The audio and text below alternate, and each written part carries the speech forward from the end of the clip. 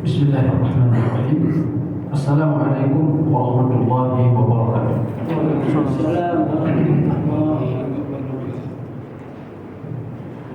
Alhamdulillah rabbil alamin.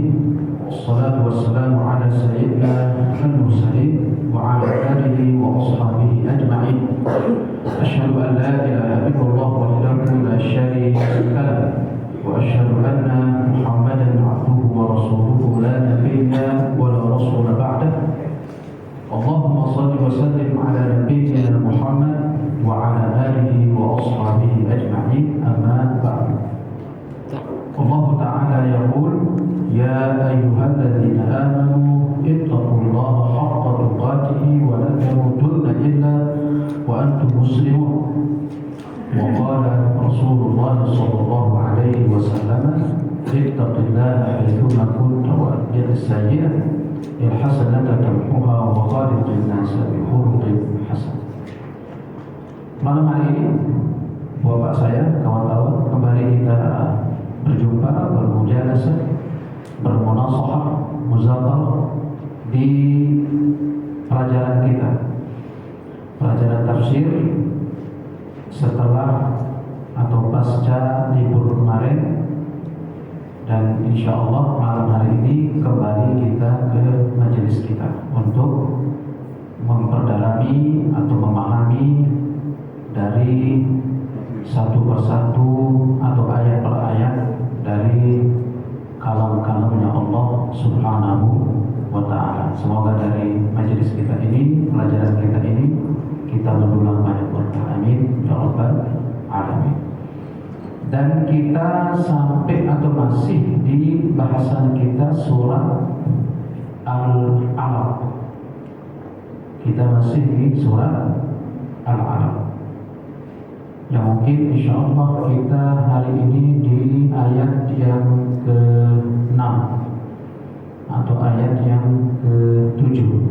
Ya, lanjut dari ayat ke-7, 8 sampai terakhir ayat ke-19. Di sini Allah Ta'ala qala berfirman, a'udzu billahi minasyaitonir rajim. Bismillahirrahmanirrahim. Iqra bismi rabbikal ladzi khalaq. Khalaqal insana min 'alaq. Iqra wa rabbukal akram alladzi 'allama bil qalam 'allamal insana ma lam ya'lam. Bacalah wahai Muhammad dengan menyebut nama Tuhanmu yang mencipta. Ia yang menciptakan manusia dari segumpal darah. Bacalah, dan Tuhanmu lah yang Maha Pemurah, yang mengajar dengan perantaraan qalam. Ia mengajarkan kepada manusia apa yang tidak diketahui. Lalu Allah Ta'ala qala, kalla innal insana la yatgha ar-ra'ahu istaghna inna ila rabbika ar-ruj'a. Ketahuilah, sesungguhnya manusia benar-benar melampaui batas karena ia melihat dirinya serba cukup. Sesungguhnya hanya kepada Tuhanmu lah kembalimu. Ara'aita alladhi yanha 'abdan idza shalla. Ara'aita in kana 'ala al-huda aw amara bit-taqwa. Ara'aita in kadzdzaba wa tawalla. Bagaimana pendapatmu tentang orang yang melarang seorang hamba ketika ia mengerjakan salat? Bagaimana pendapatmu jika orang yang dilarang itu ia yang berada di atas kebenaran, atau ia yang menyuruh bertakwa kepada Allah? Bagaimana pendapatmu jika orang yang melarang itu ia yang berdusta dan berpaling? Alam ya'lam bi anna Allah yara?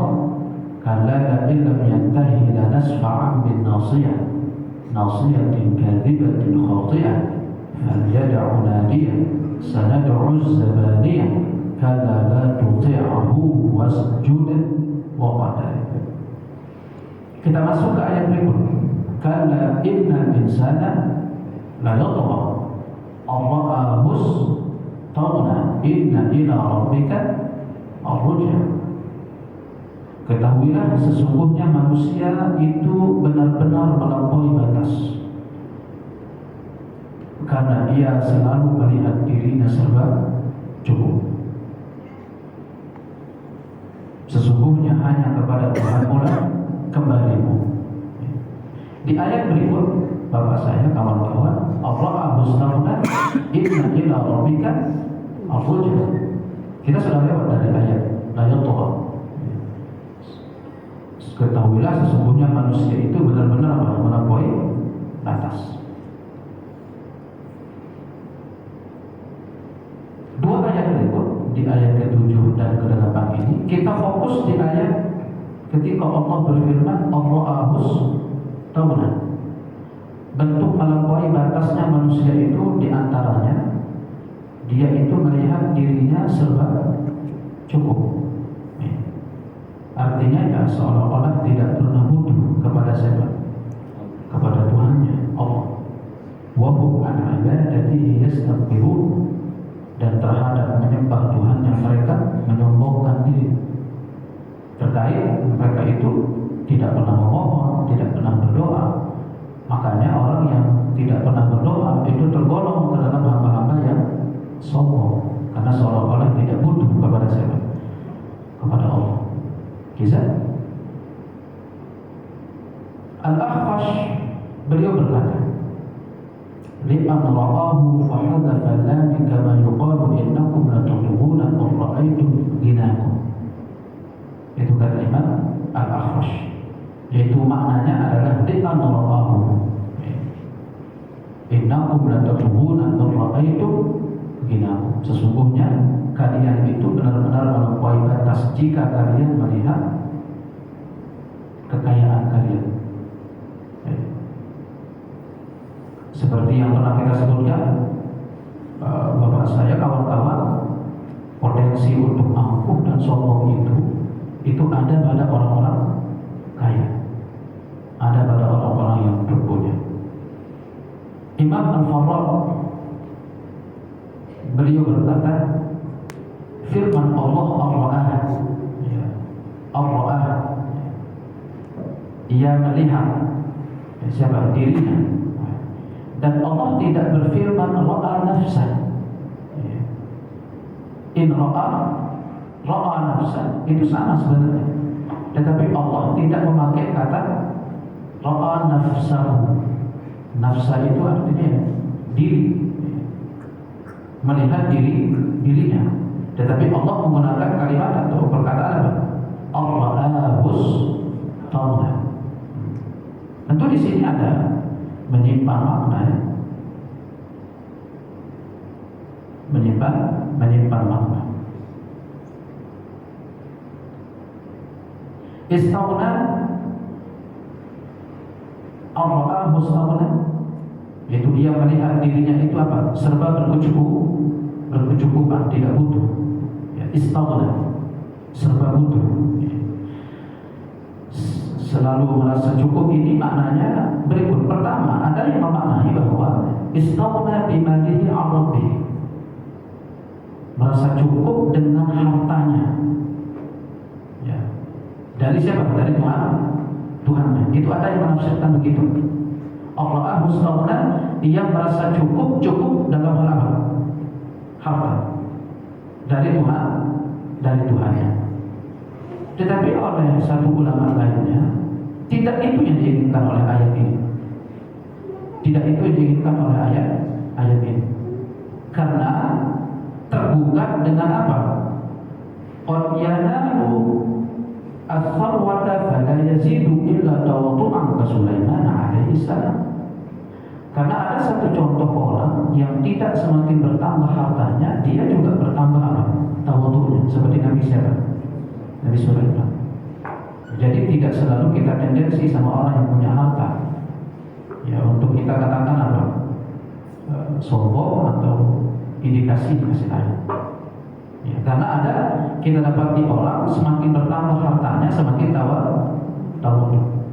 Ada, tapi rata-rata orang kalau semakin tambah hartanya, ya, sebaliknya justru suka pamer biasanya seperti itu.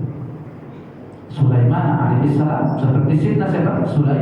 Sulaiman. Ada yang mengatakan memang itu, bahwa merasa diri cukup itu maknanya cukup dalam apa?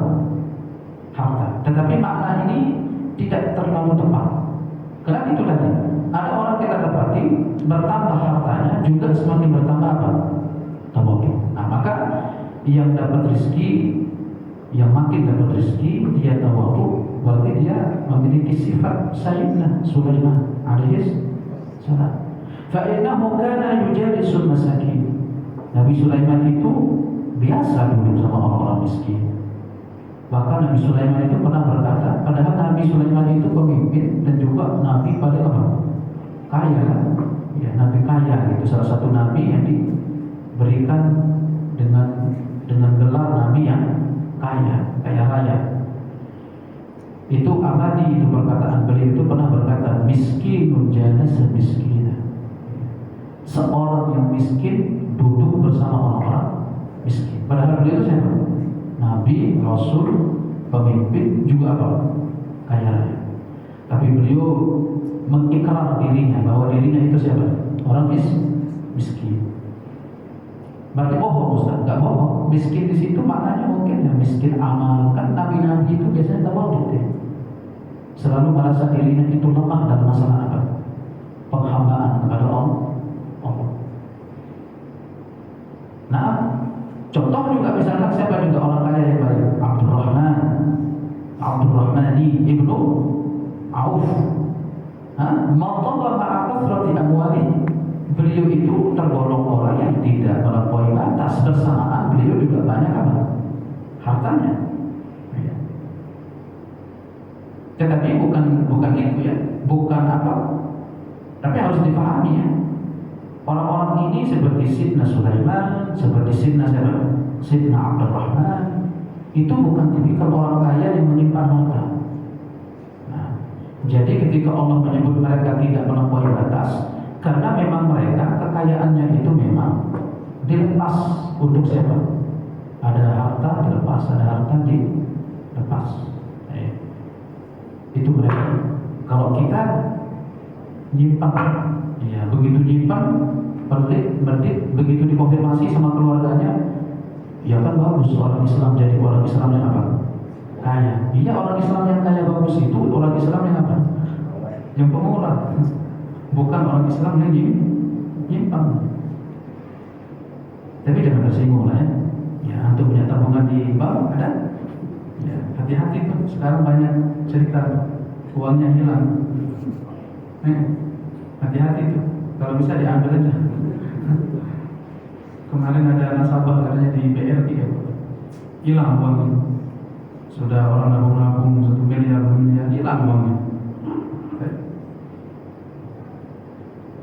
Apa namanya, kelolosan kita nyebut merek ya. Nah, jadi itu jangan tersinggung. Karena memang seperti Sayyidina Abdurrahman bin Auf, kemudian siapa lagi?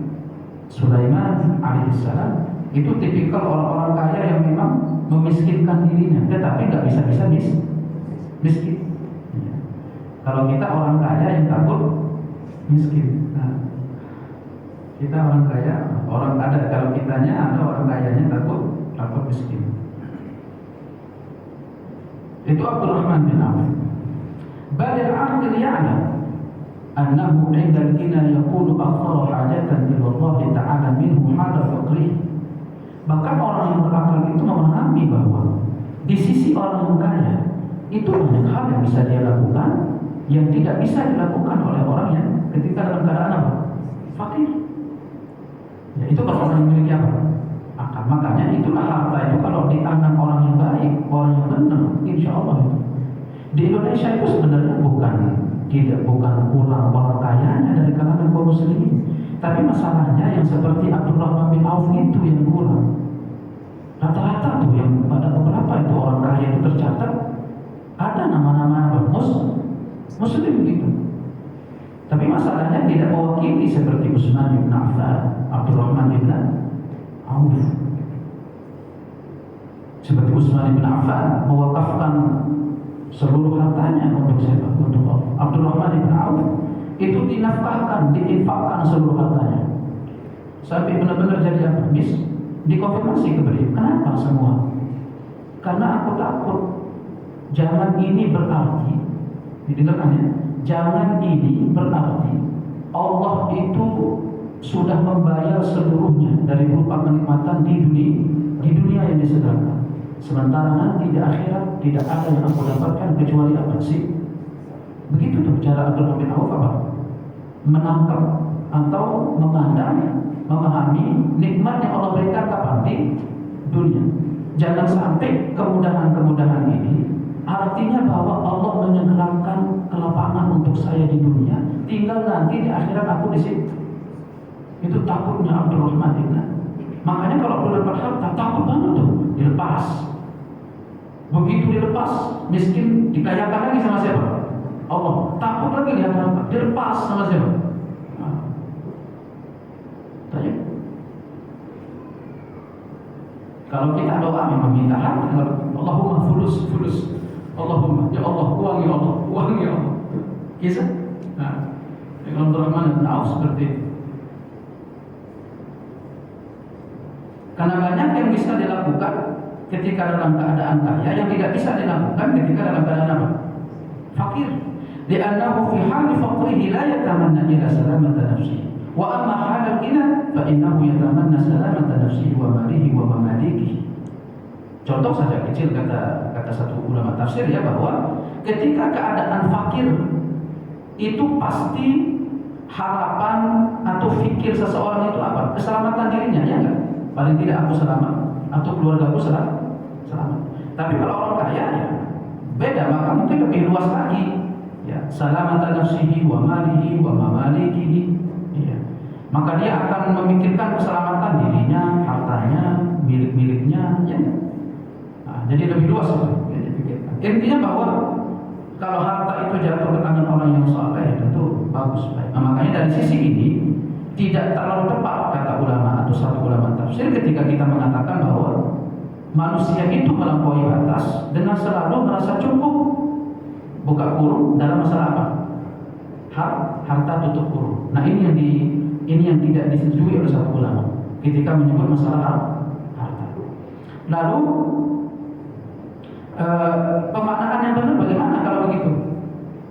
Kalau yang merasa cukup di situ bukan bermakna harta, pemaknaan yang benar bagaimana? Nah kita bisa lihat di ayatnya, yaitu istaghna. Di situ ada sin, ya sin istaghna. Allahus tagna. Di situ ada sin. Satu ulama tafsir, sin itu namanya sin talib. Sin at-talib. Sin talib itu dalam makna sin yang apa? Mencari. Nah, talib itu artinya apa? Orang yang mencari, orang yang mengusahakan. Itu namanya talib. Bagaimana maknanya? Annal insana ra'a an-nafsahu innama nalatil ghina li'annaha talabathu wa badalatil juhda fi talab fanalatil sarwata wal ghina bisababi dzalikal juhdi. Maknanya ayat ini adalah orang yang selalu merasa cukup, yaitu siapa? Orang-orang yang mencari, orang-orang yang mengusahakan harta, orang-orang yang mengumpulkan harta, seolah-olah bahwa itu hanya karena kekuatan dirinya, hanya karena kemampuan dirinya, hanya karena kepintaran dirinya, hanya karena kelihayan dirinya berbisnis. Nah itu dimaksudkan di ayat ini. Bukan karena orang yang diberikan kekayaan, tetapi mukadimahnya, yaitu orang yang mencari harta, tetapi dia benar-benar menyandarkan di dalam dia mencari itu seolah-olah itu hanya tentang karena kekuatan diri. Ada loh orang kayak gitu. Ada orang yang kayak begitu.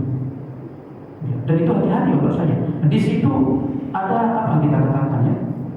Di situ ada peluang-peluang syirik sebenarnya. Makanya ketika kita bahas tauhid itu coba deh diletakkan di beberapa kaidah-kaidah kehidupan.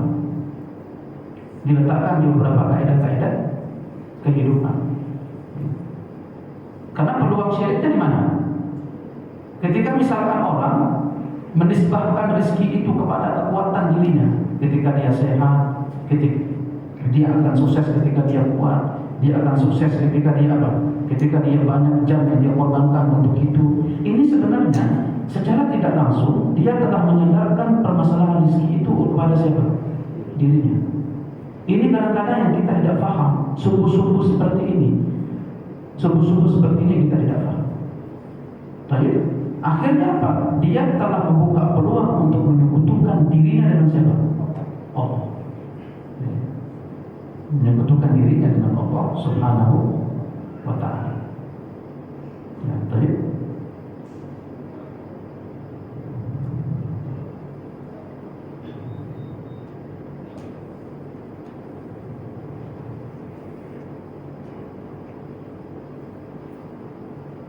Contoh misalkan, nanti bisa dibaca di dalam surat Al-Rum ayat 40 sampai ayat 42. Allah berfirman, coba kita ambil sampel ya. Banyak orang ketika dia benar-benar bersungguh-sungguh mengejar rezeki, tanpa dia sadar, benar-benar menyadarkan rezeki itu kepada dirinya, sampai benar-benar banting tulang. Waktunya benar-benar dihabiskan untuk mengejar itu, sampai-sampai kadang berantakan agamanya, ngajinya, sholatnya. Itu secara tidak langsung ada peluang-peluang untuk apa? Syirik. Karena antum harus paham akhir, ada orang dalam keadaan sakit lumpuh pun itu dia masih hidup dan dia masih bisa makan, dia masih dapat rezeki. Karena memang benar-benar rezeki itu hak siapa? Hak Allah.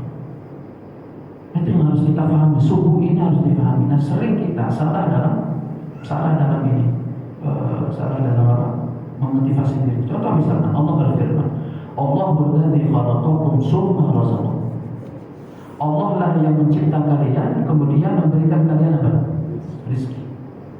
Tsumma yumitukum tsumma yuhyikum. Dialah yang mematikan kalian, kemudian Dia yang menghidupkan kalian. Apa kata Allah? Hal min syurakaikum. Apakah kalian memiliki sekutu-sekutu kalian? Allah gandeng masalah sekutu ini dengan apa? Penciptaan dan apa? Rezeki. Karena umumnya orang sering terbuka peluang syirik dan menjadikan dirinya sekutu Tuhan itu dalam masalah apa? Makanya hati-hati teman-teman ya. Ya, kalau yang seperti ini alhamdulillah ada waktu untuk belajar, ada waktu kita sisihkan untuk apa? Untuk duduk dengan anak sehat. Bagus. Kalaupun mungkin taruhlah kita juga mungkin nggak bisa 100% Ustaz, nggak bisa 100% Ustaz, paling hari ini aja. Tapi jangan sampai nggak pernah gitu. Sekali seminggu, alhamdulillah. Nggak bisa sekali seminggu, sekali sebulan. Sekali sebulan nggak bisa. Lah ya, sekali setahun. Sekali setahun nggak bisa. Ya, benar-benar dikerahkan kemampuannya itu hanya untuk apa? Baik. Maka nanti saya bacakan perkataan Imam Al-Razi yang bikin anak itu, bikin kita tersinggung sekali, pedas sekali dia ngomong. Tapi kita bacakan dulu ayatnya. Apakah kalian memiliki sekutu-sekutu kalian? Man yaf'alu min dzalikum min syai'. Orang yang bisa melakukan tersebut tadi, satu saja yang bisa dilakukan. Seperti apa? Menghidupkan, seperti apa? Mematikan, seperti apa? Meletakkan rezeki, seperti apa?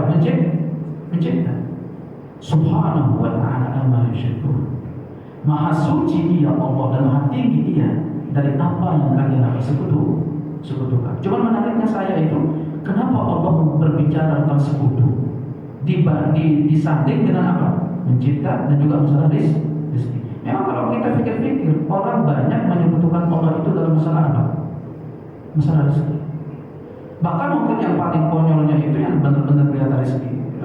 Rezeki itu kadang-kadang orang karena saking ingin kaya, akhirnya dia menggunakan cara-cara yang syirik gitu. Pakai pesugihan ya kan.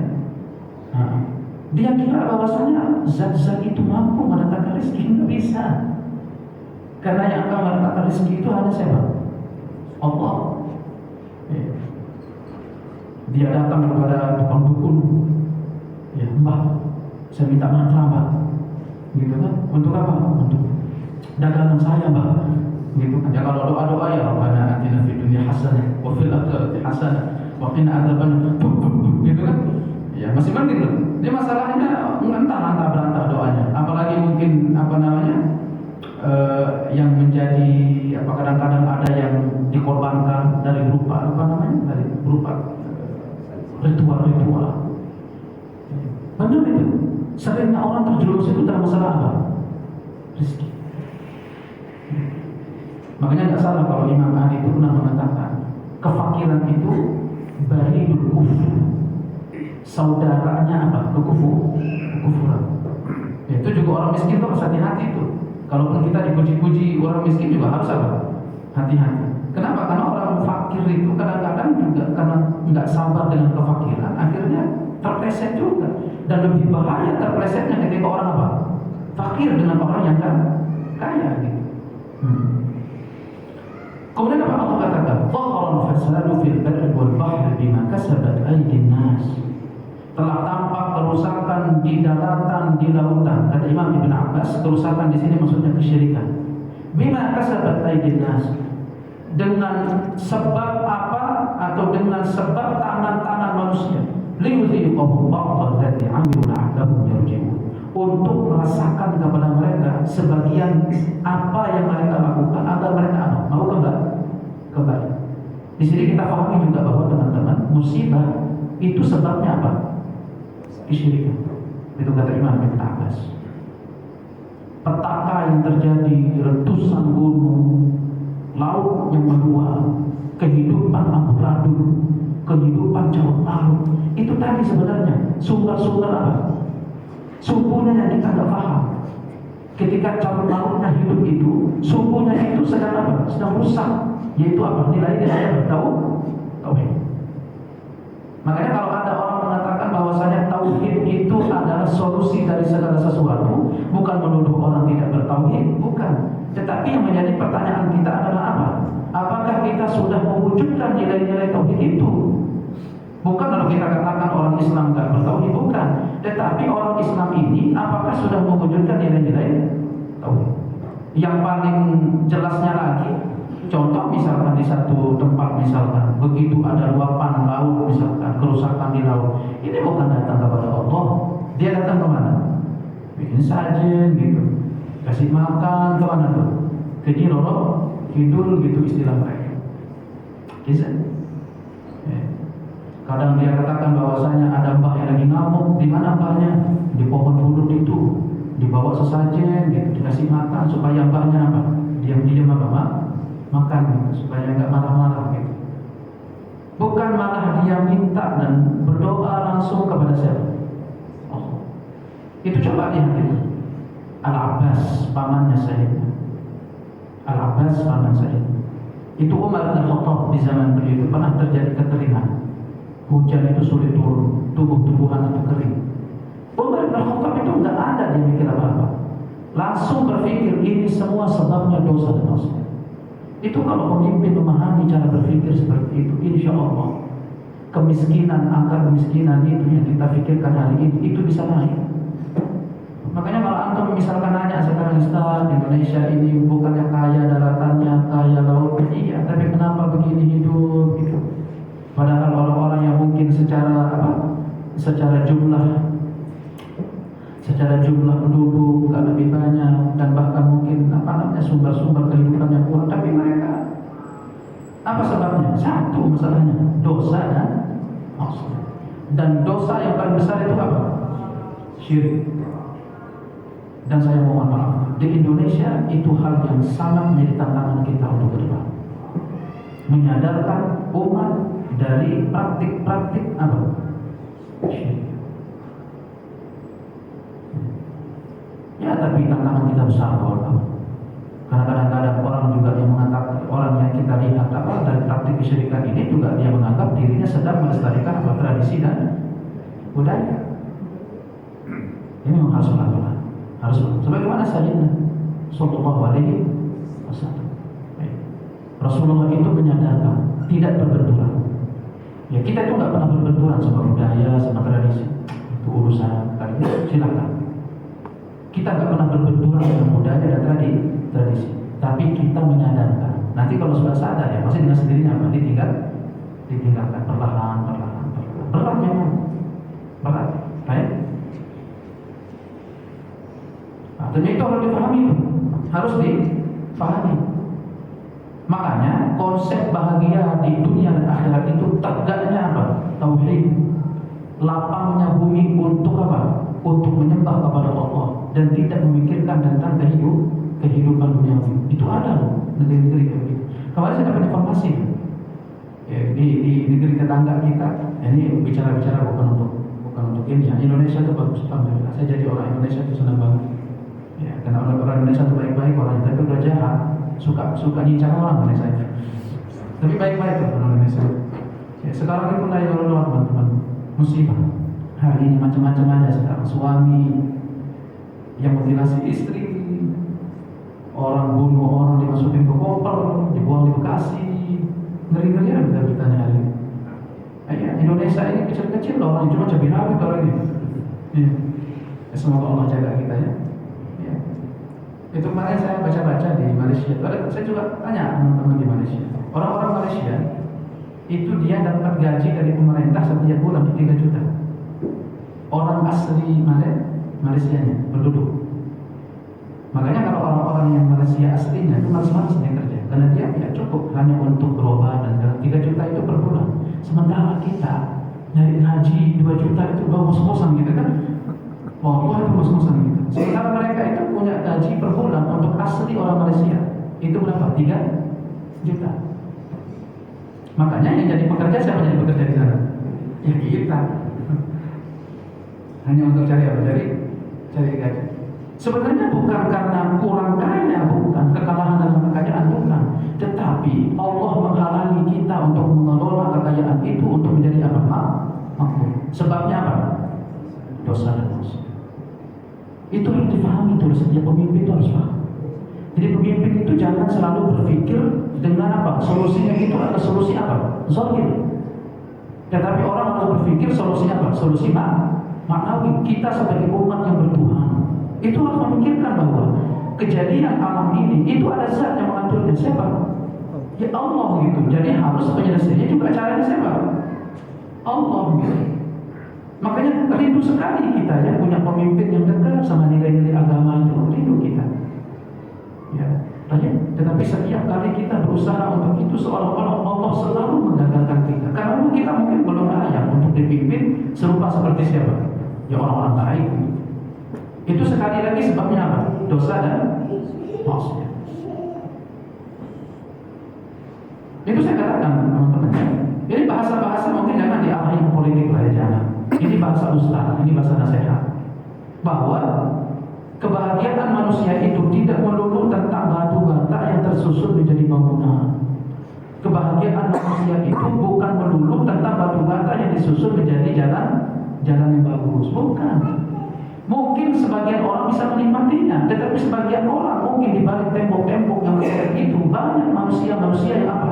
Meratapi hidupnya, nyari kerjaan pun susah. Iya atau tidak? Sampai tentang 10.000, 20.000 orang rela untuk saling bunuh. Coba bayangkan Bapak saya. Dan itu terjadi juga di negeri kita. Baik. Itu juga terjadi di negeri kita. Saat mungkin sebagian orang bisa menikmati fasilitas-fasilitas bagus itu dan kelihatan seolah seperti apa maju, tetapi di sebagian manusia juga banyak yang tertindas dengan keadaan itu. Ini semua polemik dan kemelut ini, itu semua sebabnya apa? Dosa dan maksiat. Ya makanya saya katakan ya, bukan kalau kita tertuju ke satu orang, bukan. Semua kita yang memimpin, yang dipimpin itu harus masing-masing semua taubat kepada Allah. Dan jaringan kejahatan yang paling besar itu apa? Syirik. Dan syirik yang paling sederhana itu karena dekat di rumah kita, dekat pada diri kita. Ya seperti tadi masalah rezeki. Sering orang itu mentawakalkan rezeki itu kepada kekuatan dirinya. Seolah-olah nanti rezeki itu kalau dia kuat.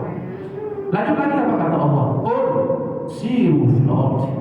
Katakan kepada mereka Muhammad, jalanlah kalian di muka bumi ini. Fanzuru kaifa kana aqibatul ladzina min qabl. Lihatlah apa yang terjadi pada orang-orang sebelumnya.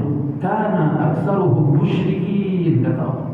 Itu semuanya sebabnya dan rata-rata semuanya mereka itu siapa mereka itu? Orang-orang musyrik.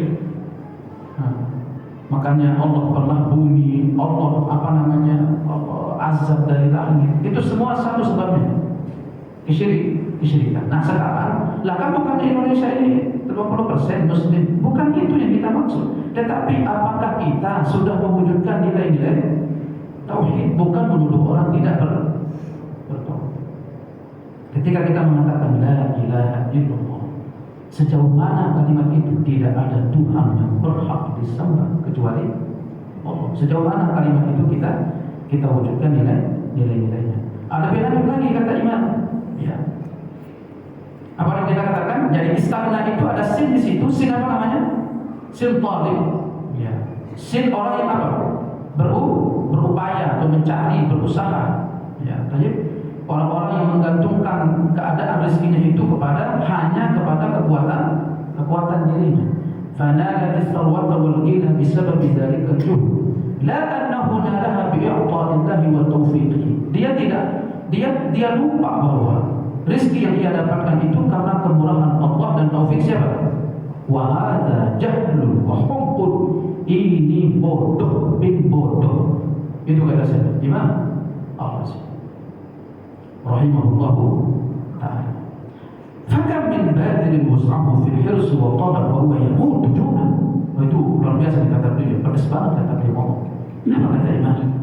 Berapa banyak orang yang meluangkan waktunya seluas-luasnya, dia pakai untuk apa? Ngejar, nyari, ngumpulin, ujungnya dia mati dalam keadaan lapar. Iya atau tidak? Kita kerja, kemudian kita tabung uang itu, dan dia mati di kantornya dalam keadaan belum makan siang. Mati dalam keadaan apa? Lapar. Padahal uang dia kumpulkan untuk apa? Untuk itu. La ilaha illallah. Ya makanya ini sekaligus harus ingat-ingat nih bapak saya.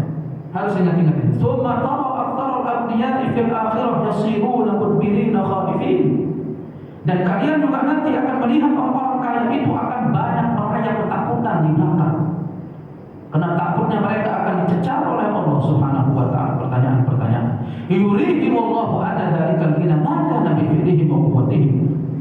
Allah akan memperlihatkan kepada mereka bahwa rezeki yang mereka kumpulkan itu bukan dalam kekuatan mereka, tetapi karena siapa? Allah. Lalu apa kata beliau? Imam Al-Razi, awal surah yadullu ala madhi ilmi. Kalau kita lihat di awal surah Iqra, ini berbicara tentang tema apa? Tema ilmu. Di awal Allah memuji ilmu, wa akhiruha ala madhammatil mal. Sementara di akhirnya Allah mencela apa? Harta. Wa kafa bizalika muraqaban fid din wal ilmi wa munaffaran 'an dunya. Ini cukup menjadi dalil muraqiban fid din wal ilmi wa munaffaran 'an dunya. Ini cukup untuk menjadi dalil untuk bagaimana kita termotivasi untuk selalu nuntut ilmu agama dan berlari dari apa? Dunia. Ya, menggabungkan duanya bagus. Sambil jualan, tutup sebentar, ngaji, balik lagi. Sambil jualan, tutup bentar, apalagi mungkin yang punya motor, mungkin sambil jalan, ada kajian, melipir, sambil ngaji, nanti jualan lagi. Bisa? Nah, itu lebih bagus. Supaya dua-duanya terkumpul dua kebaikan. Nah, kata Imam Al-Razi rahimahullah, ini sekaligus menunjukkan bahwa untungnya ilmu dan buntungnya dunia. Semangatnya untuk duduk belajar dan lari dari dunia. Cuma ikhlas enggak hati untuk itu atau tidak? Allah berfirman, "Summa qala ta'ala, inna ila rabbika ar-ruja." Sesungguhnya kepada Tuhan pula apa? Dikembalikan. Nah, baik. Dikembalikan di sini maksudnya apa? Bahwa Allah Subhanahu wa taala mengembalikannya ya, menuju apa?